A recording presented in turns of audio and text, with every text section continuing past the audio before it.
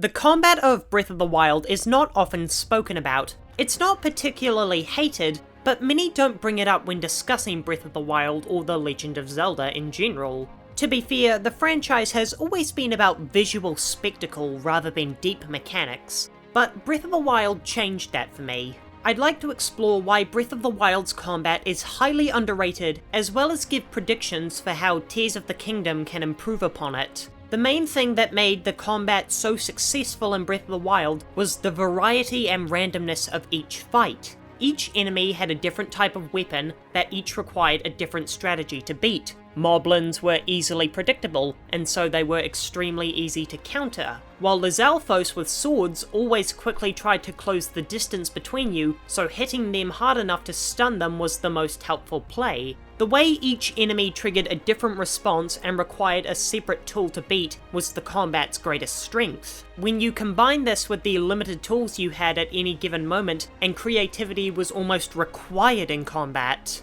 Breath of the Wild was able to further complicate its enemies with other variants. For example, it didn't matter how many hearts you had, white enemies were always a serious threat and able to take you out in 2 or 3 hits. While you were okay to aimlessly whack away at weaker enemies, white variants required finesse, skill, and patience to defeat successfully. It worked as sort of a danger sense, and helped you formulate a plan of which enemies you needed to take out first. The main reason I love Breath of the Wild's combat is the variety each enemy encounter brings. Even late into the game, the combat was still able to surprise me with things like the elemental Lizalfos attacks. But the problem was that the variety soon ran dry, as the main 3 enemy types were all dealt with in essentially the same way. There was only so much you could do with 3 enemy types, and in a game that demands lengthy playtimes like Breath of the Wild, the well would inevitably run dry. While Tears of the Kingdom have shown us new enemy types, I imagine that those main 3 will still make up most of the combat encounters.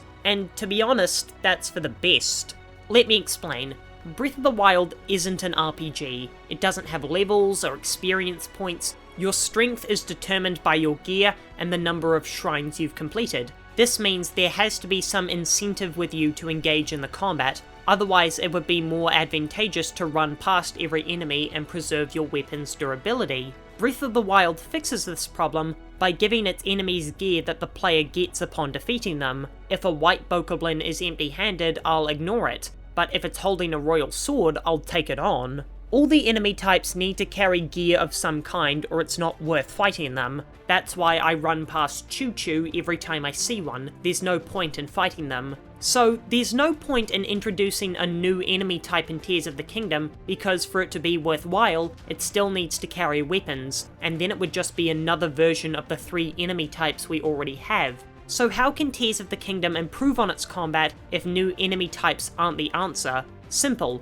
increase the variety of encounters. The most obvious example would be adding armor to enemies, maybe giving enemies a helmet so they can't be headshot, or giving Moblins leg armor which forces you to lock onto them. Breath of the Wild's greatest strength was solving puzzles in a creative way with the tools you have on hand, so why not translate that into the combat by giving the player complications to overcome?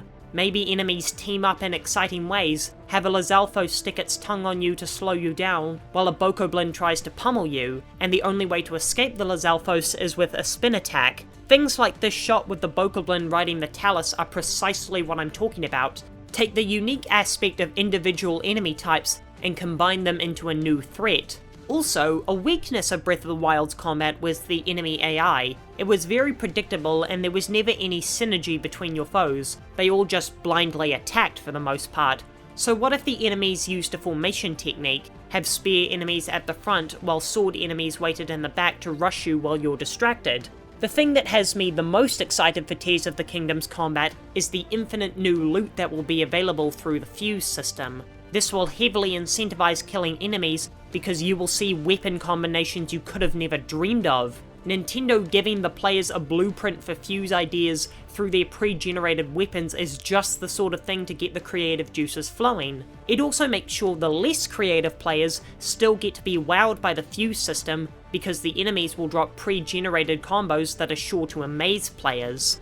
Breath of the Wild's combat is a much underappreciated component of this masterful game. While its strength comes with how much it achieves with so little, I have high hopes that Tears of the Kingdom can improve on it in nearly every way. As we inch closer to the release date, I can honestly say I haven't been this excited about a game in nearly 5 years.